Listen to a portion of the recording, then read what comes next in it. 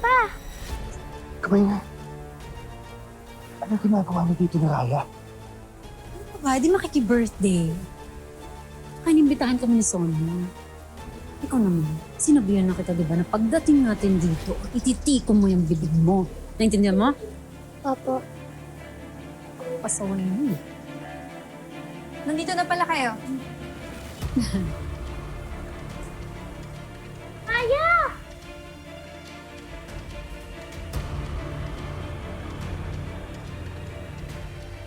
Oh, ba't parang takot ka?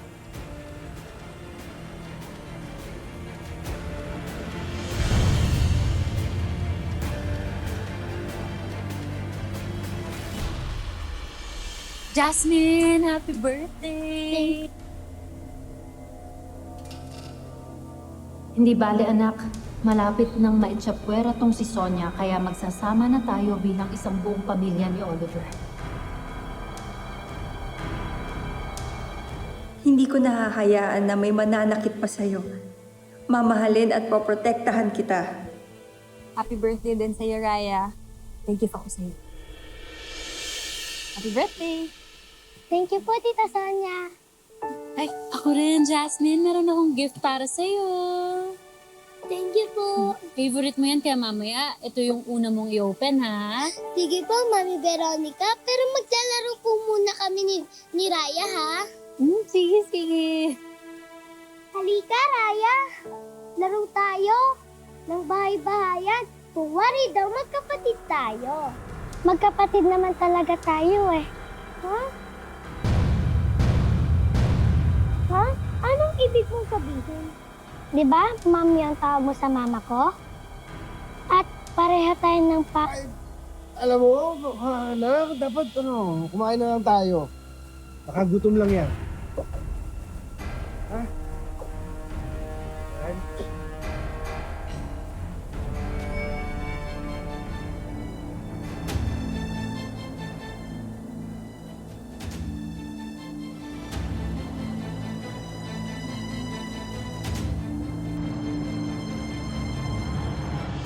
Konting-konti na lang. Mapapasakin na tong furniture shop, ang bahay ni Sonia, at ang pamilya ni Sonia. Papunta na ako sa happy and rich family era. Alam mo, lahat ng paghihirap at pagtitiis natin, magbubunga na.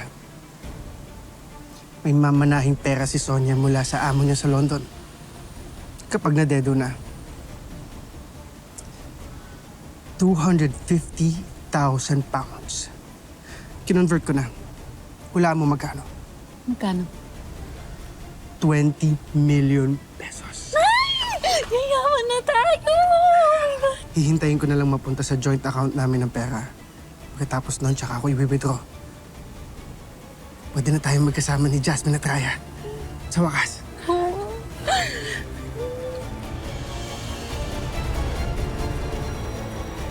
Mga walang ya kayo!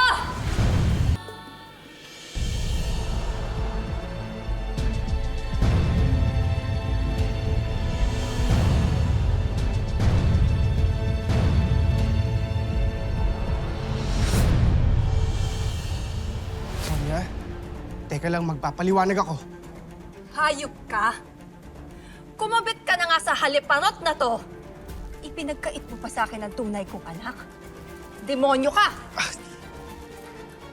Anak mo rin si Raya. Alam mo bang sinasaktan ni Veronica si Raya, ha? O talagang masama lang ang ugali mo, ha? Wala ka ba talagang konsensya?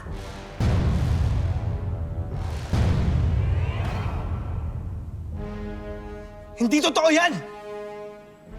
Alagang-alaga ni Veronica si Raya. Mas tinututukan pa nga niya anak mo kaysa sa pag-aalaga mo sa kanya eh. Dahil ano, nagpapakasasa ka sa London. Ngayon isusumbat mo sa akin ang pagiging OFW ko? Umalis ako para bigyan ko ng magandang buhay ang pamilya natin. Para buhayin ang negosyo natin. Bakit? Kasi inutil ka. Wala ka nang ambag. Pabigat ka pa. Gusto mo ng prueba? Ayan! Tignan mo! Pinadala yan sa akin ng kapitbahay mo na si Nina. Sorry na, Mama. Iyak-iyak ka, ha? Ha? Yun kasi ang napapala ng mga pasaway na bata, ha? Sa chismosa ka pa talaga kumukuha ng pekeng pruweba? Ha? Ay, naku, Sonia. Hindi namin kasalanan ni Oliver kung mahal namin ang isa't isa at ubod ka ng tanga. Gusto mong malaman ng totoo? Sige, sasabihin ko!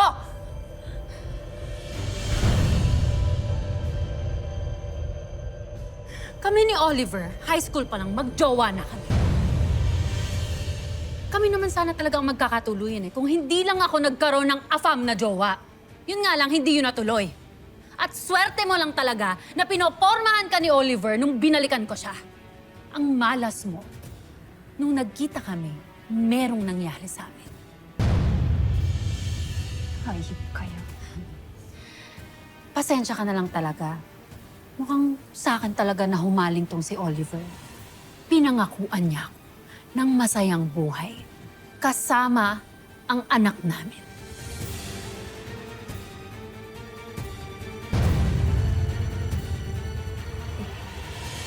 Hayop kayong dalawa. Bakit kailangan yung pagpalitin ng bata? Kahit ano pang rason nyo, nanira kayo ng inosenteng buhay. Dahil wala akong kinalakihan na pamilya. Bakit? Kung ikaw lang naman din nasa posisyon ko, di ba gagawin mo din yon? Hindi! Hindi ko gagawin yon. Dahil gagawin ko ang lahat para sa anak ko. Magpapakatino ako at hindi ako magiging desperada. Kung ako desperada, ikaw ubod ka ng tanga! Naniwala ka naman na mahal ka nito ni Oliver? Ginamit ka lang niya! Hayop Ang babae! Hayop ka! Hayop ka! Sonia! Hayop ka! Itawan mo ko! Mamatay ka na para makuha na namin yung mana! Tigil! Teka, teka! Tama na! Tama na!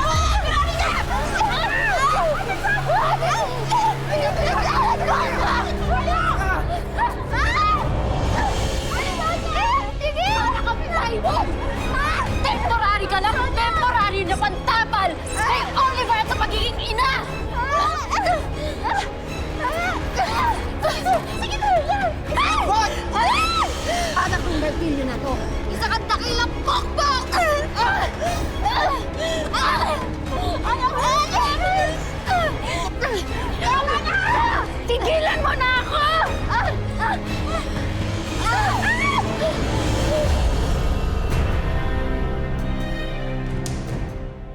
Ganyan ko sampal-sampalin ang anak mo. Gusto mo lahat ng katotohanan, di ba? Tigil mo yan! You're under arrest! Ano nga under arrest? Wala naman akong ginagawang masama! Eto siya! Siya ang masamang babae! Kinakasuhan namin kayo ni Oliver Acosta ng simulation of birth at child abuse! Hindi yan totoo. Oliver, tumayo ka dyan. Tulungan mo ako. Sir, kunin niyo na to, sir! Sir, dali!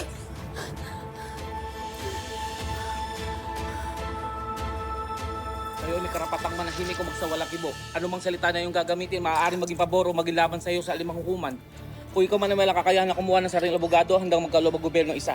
Naintindihan niyo po ba? Tara po.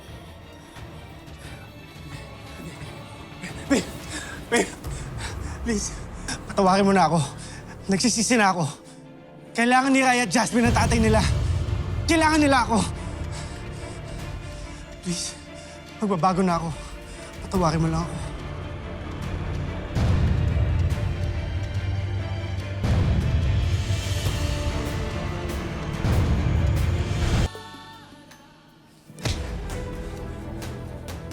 Nagsisisi ka dahil nahuli ka. Pagbabayaran niyo ng kabit mo ang ginawa niyo sa amin ni Jasmine at Raya. Alam mo, kahit mamatay ka, hindi kita babalikan. Ang mga anak mo hindi matutuwa sa walang kwenta mong ugali.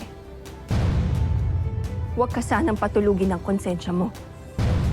Hayop ka!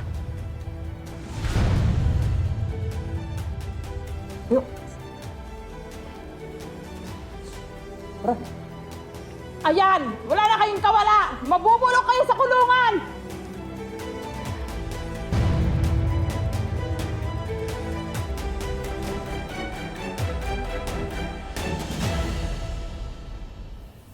Kaya, dito ka na sa akin titira, ha? Magkasama na tayo. Hindi na tayo magkakahiwalay ulit. Anak ko. Po? Anak ko. Hindi po akong anak nyo. Nasaan po si Mama Veronica? Raya, makinig ka sa akin, ha? Makinig ka sa akin. Hindi si Veronica ang tunay mong mama. Ako ang mami mo. Kung ikaw po ang totoo kong mama, hindi niyo na po ako sasaktan kagaya ni Mama Veronica.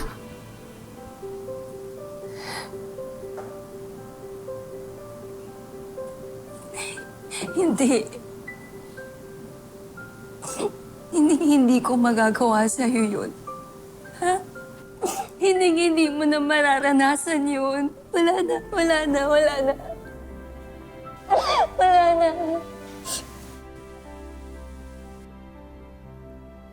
Masaya po ako.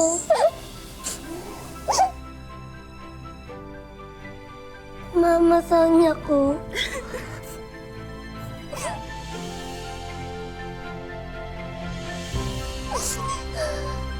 Maraming salamat sa pagsama sa ating istorya sa Tadhana. Nakaka-relate ka ba sa ating mga bida? Nako, i-comment mo na yan para sa iba't ibang kwento na punong-puno ng pag-asa at inspirasyon. Mag-subscribe na sa GMA Public Affairs at YouTube channel. I-click na rin ang bell button para lagi kang updated sa pinakabagong storya ng Tadhana.